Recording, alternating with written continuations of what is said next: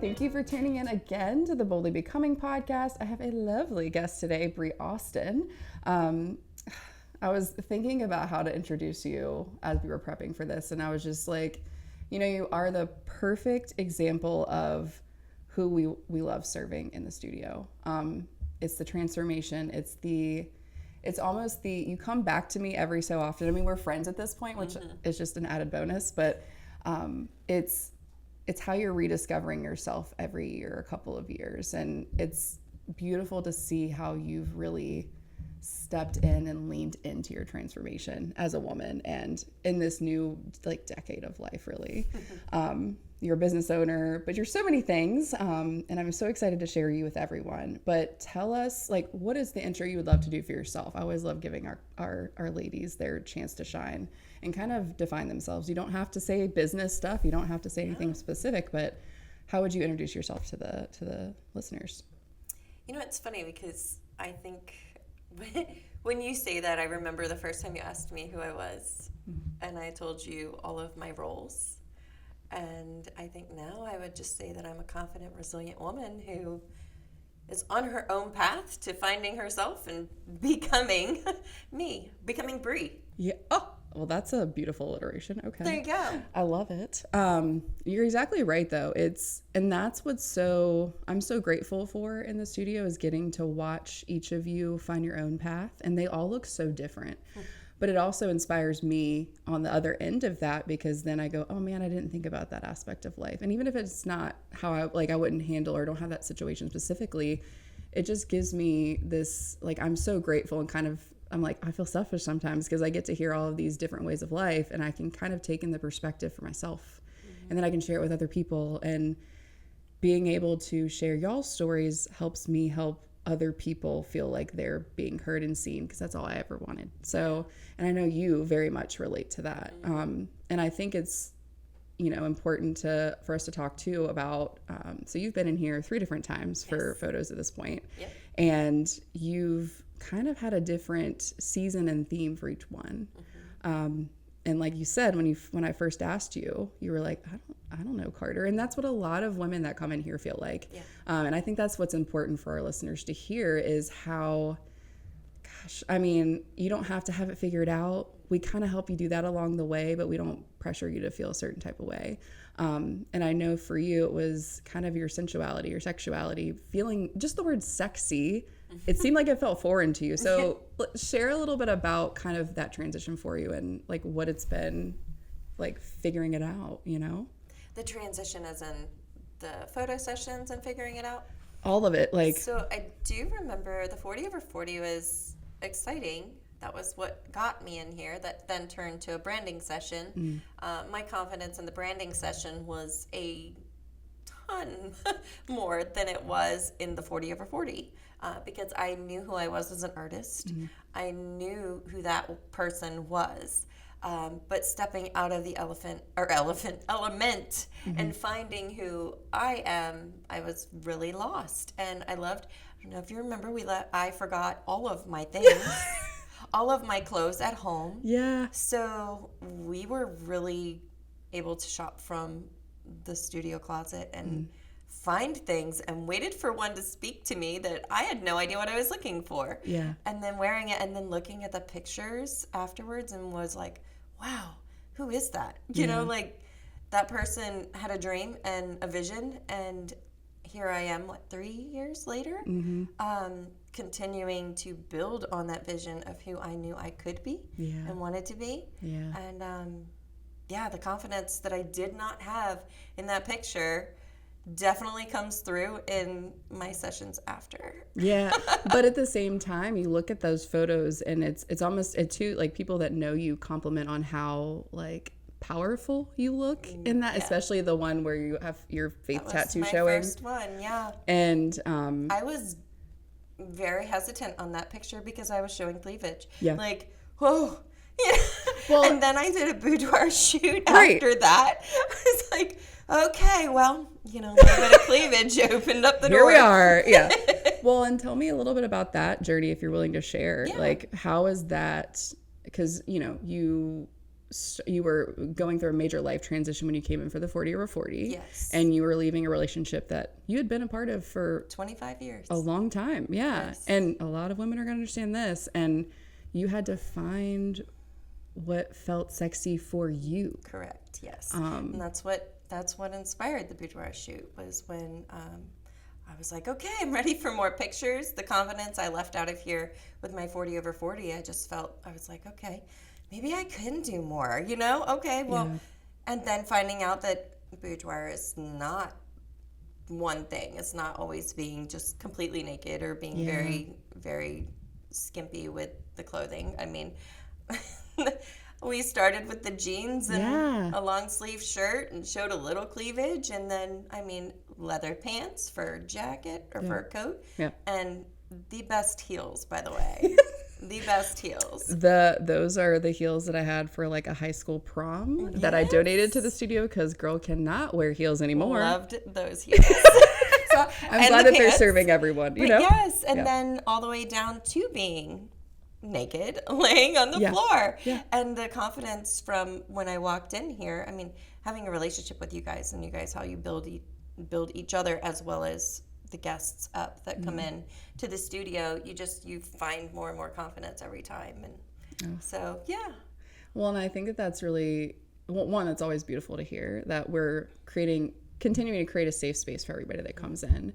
I think it's also fun that you also feel what it's like. You're like, okay, I didn't know what sexy was when I came in, but now I know which version of me I think is sexy now, and I can do it again, and we can get right on the money. Right. When you're in a relationship for 25 years, your sexy is defined by your partner's vision of sexy. Yeah. And I remember talking to you guys about it, and just like, I don't know. Well, what is sexy to you? I don't know. Yeah. And then after going through the whole session, and then we sat down in the reviewing the pictures, and I was like, there it is.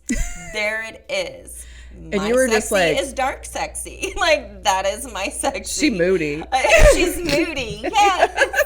She's not the sweet, ruffles and sheets and t-shirt kind of girl. It's the dark, moody. That is sexy to me, and now I know that. Well, and that's what's so cool, because you really just it kind of tells you in life, you got to try things out so you can figure out if you like it or not. Absolutely. Instead of just passing judgment on it, or just deciding because of what other people have told you is this thing or that thing. I think that's the beautiful element of boudoir. And you come in, and a dress can be sexy.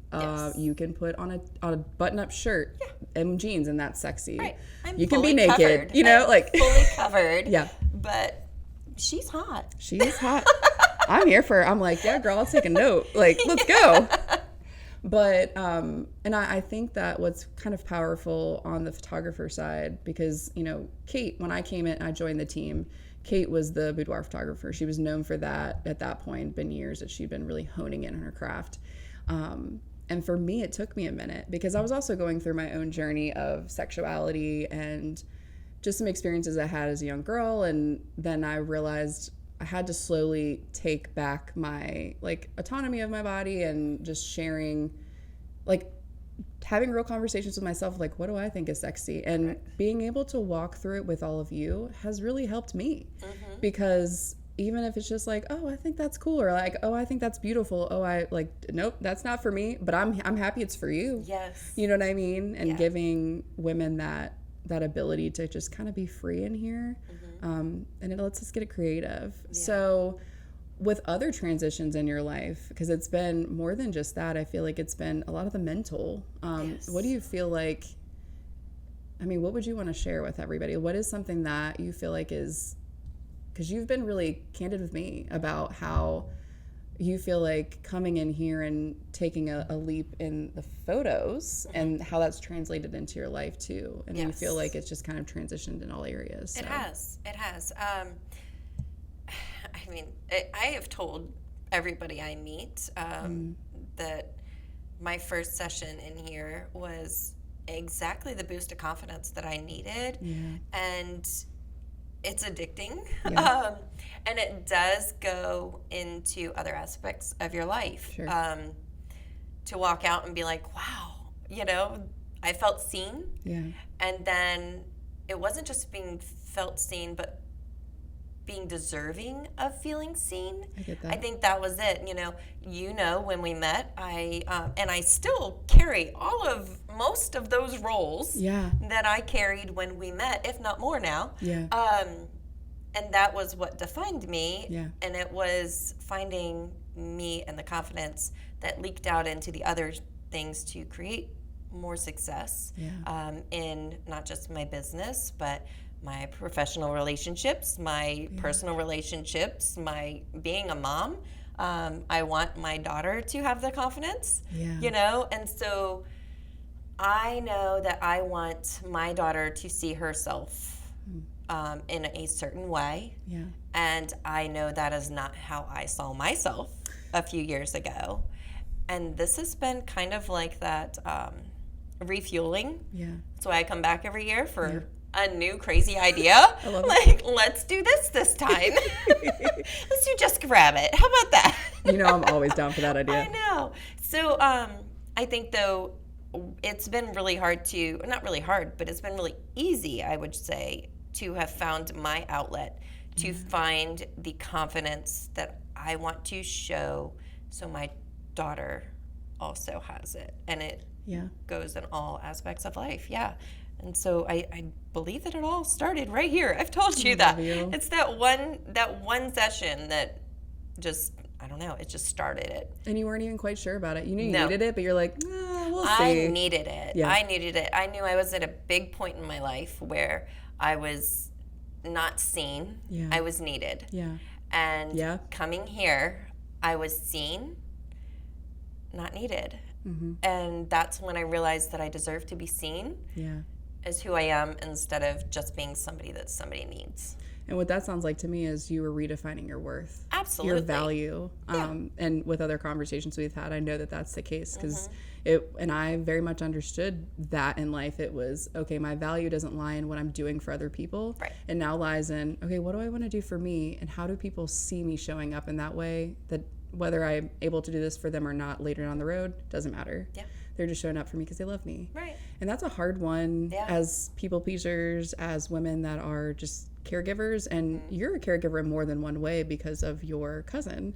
And I think it's kind of, I love that you kind of already segued this, but you're saying, I want to see in myself what I want to see for my daughter. Yes. But then you're also, and you're having to do that, and then you're also having to caregive. To do the hard work for myself to find that. Right. And also running a business. Yes. And in that business, you're also serving people because you're creating an experience where people can come in, have fun, forget a little bit, but get creative because they're painting and you're teaching them every step of the way. And it's a community. Yeah. And that you can't put a price on, right? No. But I know it takes time away from your family and your life. How do you feel like you got to a rhythm, got to a balance for that? So I found that I was being used a lot in different aspects of my life, the people that needed something from me. Sure. And it's funny because it's been something I've had to reflect on not too long ago about being needed. Yeah. And being needed is also something that, it feeds our soul, but it's finding the right places to be needed. Yeah. And so that is what's really, I think, the biggest thing on me is finding where I am valued the most is where I'm going to put my energy in being needed. I mean, that's also part of being a founder of Pinup Club. Yeah. And, there's a lot of ways that I'm a youth group leader. Yeah. So it's, that is where I'm needed and valued and not used. Yeah. And there's a big difference. And it's finding the places where you're valued. Well, and that also, with doing that, you're finding the things that you love to put your time towards. Oh, yes. And that, because it lights you up differently. It's almost that intuition when you're paying attention to what actually matters. Yes. You're going to feel it internally if you stop ignoring it. If Correct. You stop ignoring the signs that you've been kind of trained to do as you've gotten older. Oh, yeah. Brie, this was such a beautiful conversation. I'm so glad that you were in here and just were able to share, because I know that there's going to be women that truly just resonate with you. There's always one last question I like to ask my guest. So what words of wisdom, or it could be a word, it could be a sentence, or just like a quote or something that you want to leave our guests with? Because I always know that you guys have something just like locked back in there ready to go. I think my biggest thing is kind of how I started, and I'll end it the same way. Your roles don't define you. You've got to find who you are, look in the mirror, figure out who you are, not defined by roles, but who you are in the inside. And if you don't know who that is, start looking. Yeah. You got to find her, because you're going to become her. Boldly becoming. Yeah. Right? Well, and that's just a reminder, every day is a new day, and we can absolutely. always try again. We can always start over. It's never too late. Like, you hear some of the hardest stories, and they were in the deeps and depths of their pits, and then they found whatever their calling was, spirituality, God, whatever, the thing that drove them, and it turned it all around for them. You're never too broken. No, absolutely not. I think that's a great place to end the episode on, but thank you again, everybody, for tuning into the Boldly Becoming podcast. I hope to see you